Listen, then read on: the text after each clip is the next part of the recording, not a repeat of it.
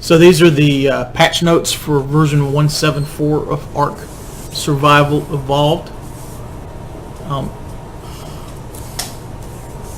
Just came out. So these are the patch notes, and I had to mute that. That's cool. Let's see. 174 raised max player level to 64, providing the ability to earn 120 additional Ingram points. That's cool because there were skills that even if you applied all of the points you earned in getting to the previous max level, you couldn't unlock everything, and people were going, oh, hold on a second.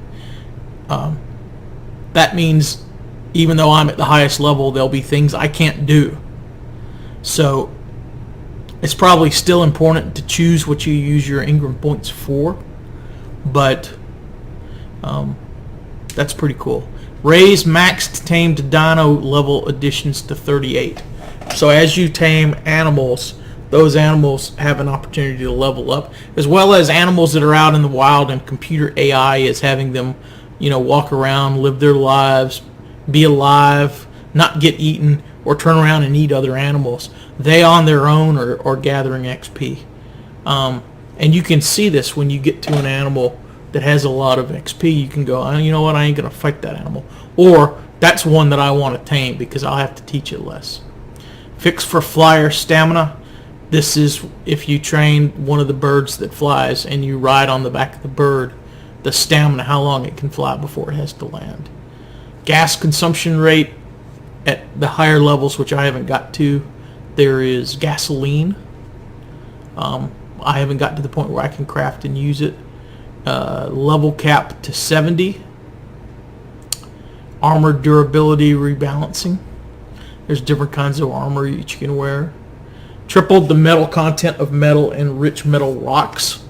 And so you start off and everything is made out of cloth or fiber, and then you get to a higher level and you can start working with wood, and then you get to a higher level, and if you're around or if you go off and you get these rocks that have metal in them, you can make metal walls, and you can make metal tools, and you can make metal weapons and defensive items.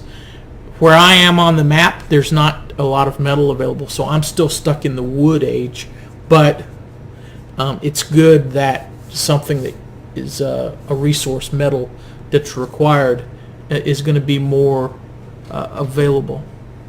Re-added a small chance to get metal from river rocks. So now you don't necessarily have to climb the mountains or go to the higher altitude. Prevented tame dinos from drowning so easily. This was a real issue where people would tame a dinosaur, and you can control what your dinosaur does. You can have it be passive or aggressive or neutral or whatever, and people would have dinosaurs that would chase something into the river, and because you couldn't run up and get to the dinosaur to change its mode, they would drown in the river. So that's a good update too. Changed auto-destruct in player versus environment structures to 18 days and made it so that rather automatically demolishing itself, the structure then gives the option for anyone to demolish it via the radial menu. So yeah, you can flag servers as player versus player, player versus environment. And so the structures that were partially built or had been raided and were demolished and for all intents and purposes were abandoned, meaning that the owner or anyone in that owner's tribe had not been close to that structure in a certain amount of time, meaning essentially, again, it's unused or abandoned. They were kind of cluttering up the map, and so this makes it possible now for other players to demolish it. What'll be interesting is whether that gives back resources. In other words, you could be like the server garbage man and go around and look for things that you can demolish, and if that demolishing process returns some of the wood, some of the thatch, some of the metal back to you. I'll have to try that out. Made smithies and other containers automatically have necessary engrams when new ones are added. Oh, that makes sense.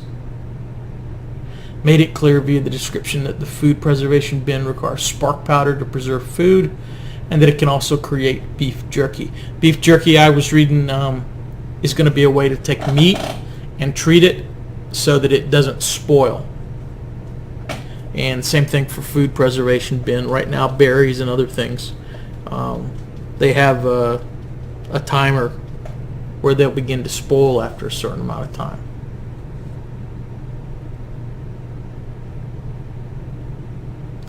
Topor, when you're getting knocked out or feeling tired, adds a purple tint or a purple flash to the screen. This is now something you can disable.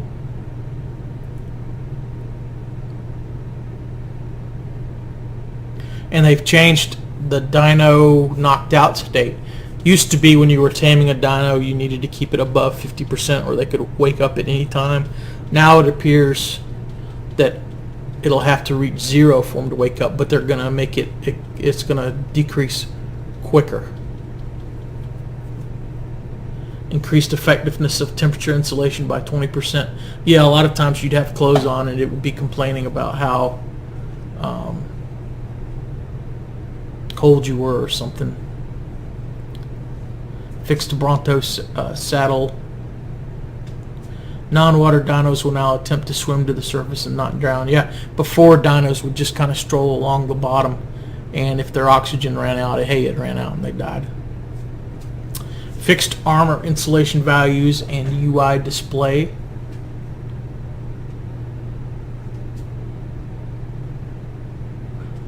And swimwear is coming. Okay, that's interesting. Fixed LODs on dinosaur gates and other assets. Mid-sized dinos like the Stegosaurus now fit properly through the dino gate. And if you have the large dinos, you have to build a mega gate. If you were watching my stream earlier this morning, just a couple minutes ago, that was a regular sized dino gate that I have at my place.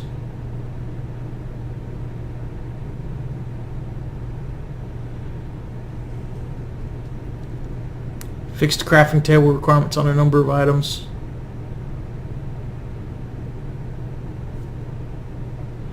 Adjusted respawn rate. Piranhas more common on inland lakes and rivers. They were missing primarily. Previously, I had not seen a piranha anywhere other than watching people that were in caves. Carnos less common everywhere. Spinos less common everywhere.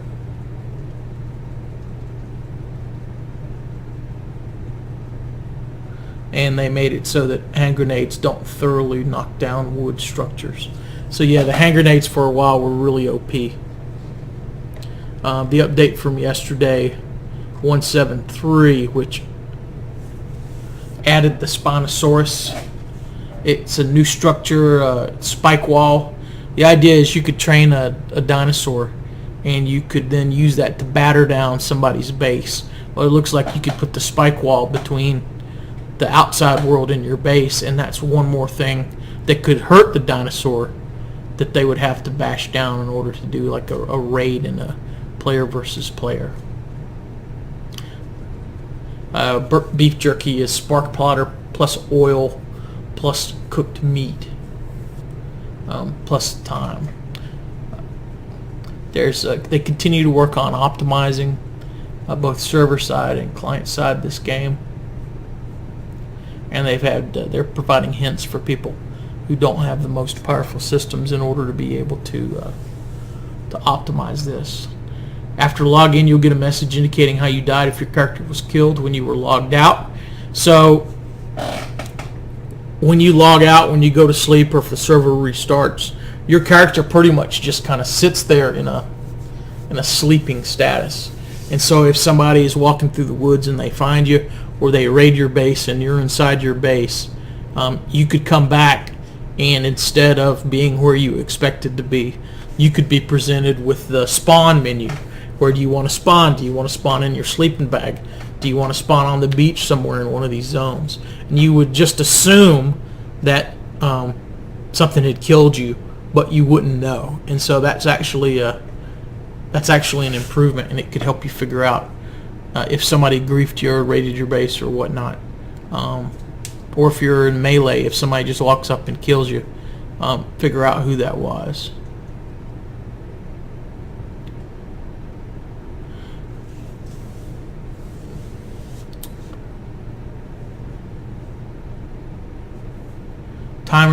spoiling timer exploits fixed. I noticed if you put berries inside of a dinosaur, it seemed like they wouldn't spoil, where if you carried them around, they would.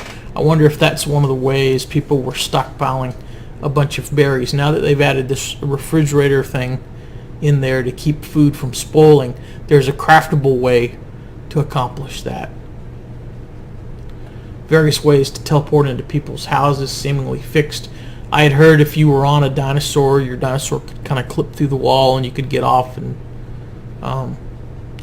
stuff. Grenades rebalanced. PvE structures. That's where they had it set to auto demolish. They slightly changed that. Structure limit. Non-tribe flyer carrying now an option. So if you have one of those birds tamed, some of them can grab and pick up players.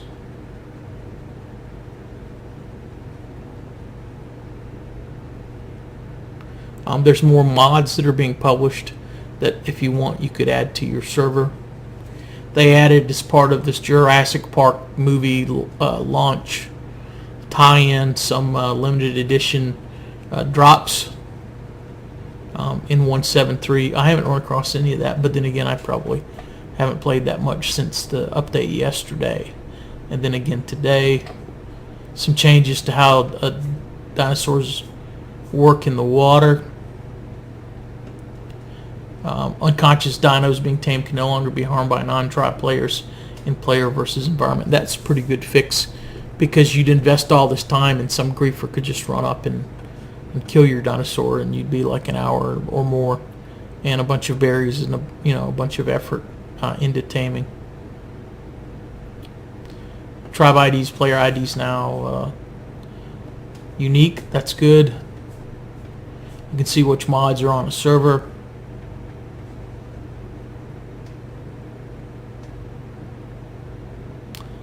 Yeah, so this is all pretty good stuff. So I'm going to log back into the server and play a little bit more in just a little bit. Looking forward to it. If you follow my channel, you will have a chance to see me when I do that.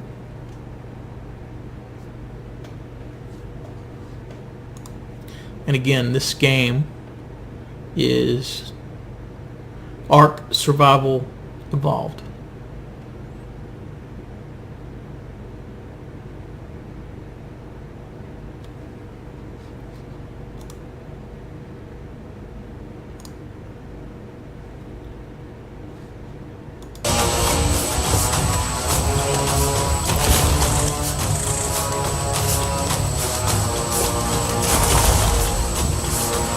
Run through the woods.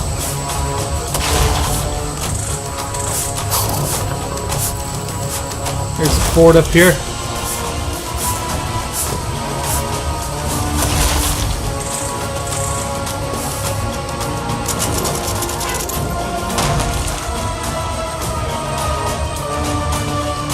Close the dino gates. Get your bow and arrow out. Oh no, there's a T-Rex. Exactly.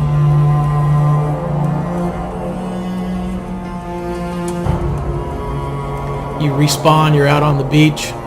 You got your implant, but you got no clothes on. You're looking around.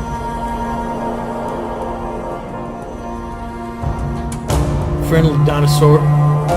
Another survivor, or another person's just spawned. Dodos, triceratops, all kinds of stuff. Rule one, try to get off the beach. Number two, start crafting an axe, start crafting a pickaxe. This is down inside a cave using a compass.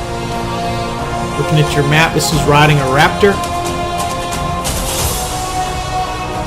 So these are like raiding parties. Right, spears, going after dodos, shoot it with an arrow. Guns, Stegosaurus will get you with his tail if you're not careful. Pterodactyls.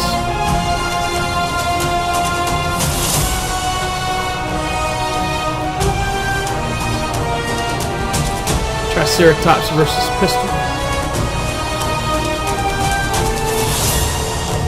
Has a little thatch hut, wooden house. Mountaintop fortress. There's a Bronto with a saddle on it.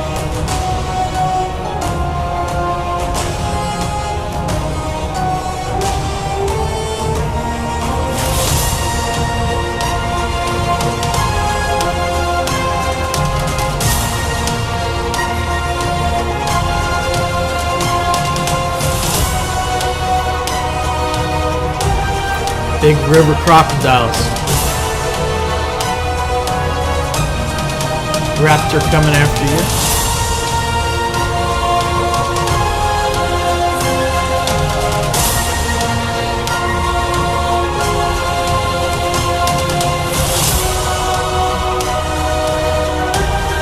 These caves are pretty scary. They got all kinds of nasty creatures inside there. But there's treasure and there's loot in the caves that you don't see other places.